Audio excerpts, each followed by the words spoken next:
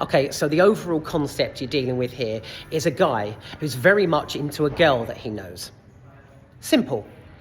He goes into a gift shop one day, and in the novelty section, which, ironically, I love the whole novelty of the item that's involved. So in the novelty section, he comes across an item called a one-wish willow. It's basically a stick that when you snap it and make a wish, your wildest desires come true. Unfortunately, it does, in the worst possible way. So, yes, the guy who plays Bear, Michael Johnston, and the girl, honestly, who plays the Nikki, is just, they're fantastic. I think her name's I'm probably pronouncing this wrong. Indy Navarrete. I've just had to Google them because I've never seen them before, and I'm hoping to see them again. They're the perfect on-screen partnership. They're just brilliant. She is incredibly talented. Oh my God, the facial expressions, the screaming and wailing, the body that just throwing herself around. I mean, there's a touch I think of CGI involved, but she's just spectacular, as is he. I can't elaborate enough. They are just on-screen dynamite together. So he goes into this gift shop to buy her something. Unfortunately, picks up the one-wish willow and wishes that she loves him more than anything in the world. So that does happen, but it blows up in his face, truly. So oh my Lord, this is, to be honest, the negative here is it could have been just an hour's Black Mirror episode. It didn't really have to be on the big screen, but the main positive are the messages throughout. So I'm going to touch upon something that's probably pretty damn obvious for most of you if you have seen this. Domestic abuse and being so obsessed with someone that you will wait outside, you'll wait outside the bathroom for them to finish. You're watching their every move, that kind of thing.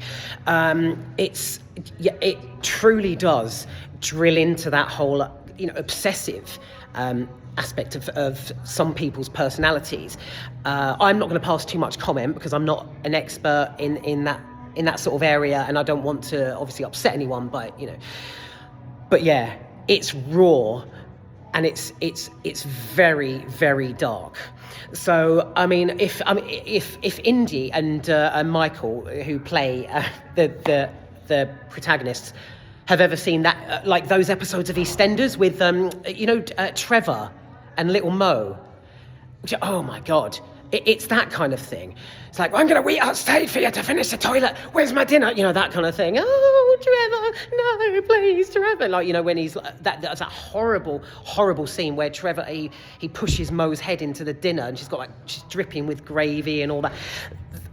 It's similar to this. It's horrible the way Nikki blows up, and that again it's completely different to what I expected. So right, let me wind back to the actual story. So a one-wish willow, yes, she loves him more than anything, but I was expecting the sort of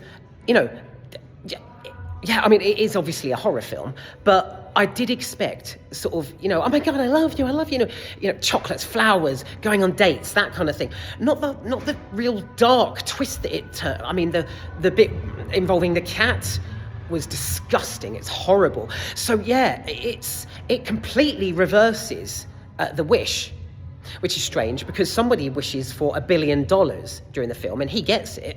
Fine. There's the money just appears out of nowhere. But this, yeah, it's terrible.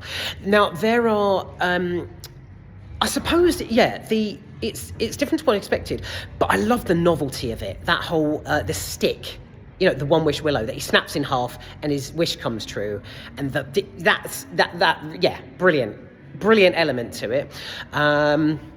That's good. How dark it quickly turns and sinister. And in parts incredibly fucked up. Just brilliant. It's gripping, but it's also emotional. So your positives there are the story, the emotional bits, the raw. I mean, towards the end, I was mortified when I saw like what the lead character was going to do. It just spirals into absolute carnage. And of course, the how it touches upon being absolutely infatuated with someone to the point of not letting them go anywhere, boarding up doors and windows, things like that. It's just horrible, but it does make a very, very good point. So there's your positives. The negatives, as I say, it could have just been an hours-long Black Mirror episode. I did appreciate the darkly sinister twist, but not. It just panned out it was different to how I expected. Also, I couldn't really there was this whole. I got echoes of Get Out, which this is done by Blumhouse. There was a couple of bits in this that actually took bits and recycled them from Blumhouse. In Get Out, where is it Betty? What's her name? Betty something. Oh shit! Really, really good actress. She's got the grandma or the grandma sort of inside her, and she's like, she stands in the kitchen. She's like, no. The lead character in this, Nikki, she gets up during their date at one point, and she's like, no. And again, there's an aspect of it where, she's buried. It's clear that Nikki's conscience is buried underneath what's risen to the surface through the One Wish Willow. So yeah, there's recycled bits I didn't really, that I've seen before, wasn't really taken aback by. But also, I wanted I'm very sort of like dull when it comes to stating the obvious and why didn't he get a neighbour involved? Why hasn't he set up his camera and filmed it? Everything's really isolating.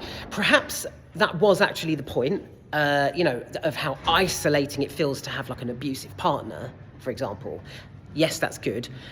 It wasn't good that he didn't ask a friend or someone. He sort of calls out for help, and he takes Nikki out into to parties and stuff, and they socialise, and people think there's something up with her, but everything's behind closed doors.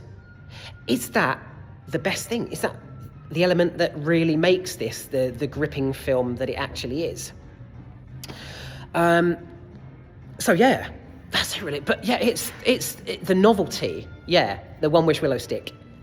How she very quickly turns, how she snaps in and out of it, because it's this whole psychological aspect to it as well. She at one point she's like, oh my god, what am I doing, and then she reverts back to, I love you, don't leave this bed, that kind of thing. It's just, oh my god. It's bonkers, it's batshit, and it's very, very sensitive in places. So this is a horror of a completely different kind to what I've seen before. Like I say, Mo and Little Trevor? No, fucking Big Trevor and Little Mo. I would love Indy and Michael to have watched an episode of EastEnders and sort of, absorb that. But yeah. Yeah, do you remember Big, the Zoltar machine? Where he's like, I wish I was big, and then it's fantastical. It's majestic. I did expect that from Obsession, but that I got the complete opposite. So yeah, that was the point. But yeah, it's I wanted more sort of more of a. Yeah, no, I don't know. It didn't quite cut it for me. I think it was because this was. Sorry. Right. I think it's. It's because of how incredibly dark and poignant this film is, and the themes that are threaded throughout. Yeah, that's mad. Anything she. Yeah, the thing is, why did Nikki have to do bad things? I mean, I know the wish blows up in his face. But, she loves him more than anything. But why did she have to do what she did to the cat? And, why does she have to, almost kill the guy and stuff? Do you know, it's strange. I suppose that's the whole thing of like the obsession. You know, it drove her absolutely like to the point of like not letting him leave the house. She fucking gaffer tapes up the door and stuff. This isn't a fantastical or majestic film at all. This is a very, very sensitive, poignant film that really drills in to the theme of domestic abuse, obsessive partners, and I think that, yeah, because that's why I don't think I would watch it again, because yeah, it's kind of, be warned, it can be kind of upsetting in parts, especially towards the end. Well, for some people, obviously not everyone's going to react in the same way, but yeah, the whole. Yeah, the novelty of the One Wish Willow, that's just, that's not even an undercurrent, that's just like it's like a breadcrumb. The fucking gargantuan sandwich here is, as I've said, what it touches upon, the theme. So yeah, and that's what you're dealing with. Oh my God, the girl in the car, fucking hell. Honestly, it's raw, it's disgusting, but it really, really hits home. She's fantastic. My God, she's like, oh my God. So at one point, she stood there and it's building, like she's fucking talented, this girl. She's like, no, my God. She's like, her mouth's hanging open, she's screaming. Brilliant, brilliant stuff. They are both together Oscar-worthy. And he's got a fucking cracking ass as well. There's a sex scene. Inappropriate, possibly. But I'm just pointing that out. Just putting that out there. Just putting his arse out there, okay?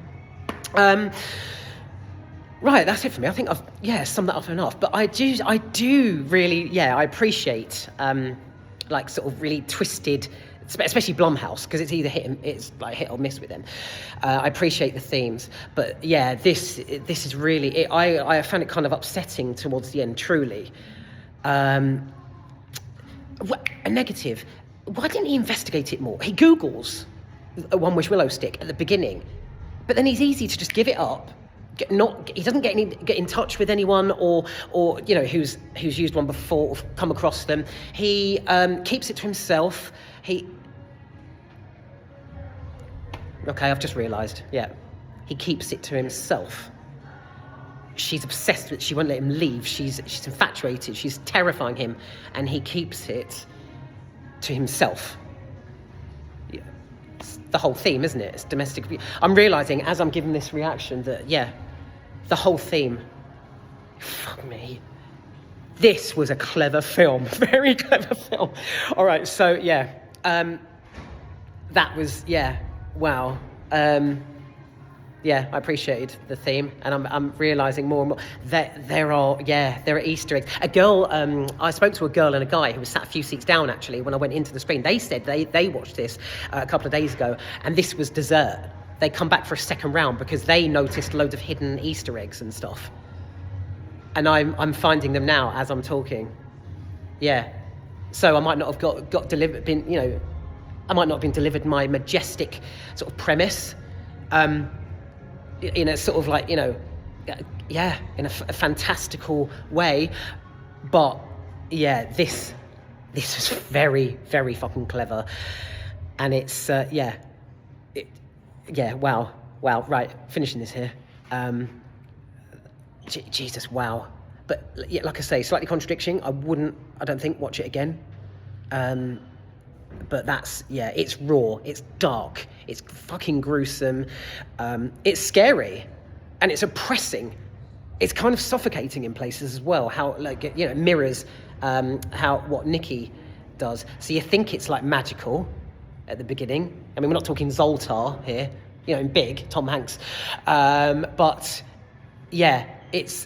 it certainly does spiral into like some important messages. So right, gonna leave this here. I wasn't even sure how to sum this up, and I am realising now. I was, oh my God, I almost started crying at the end of how overwhelming and surprising the plot, like the turn that the plot took. Oh God, fucking wow.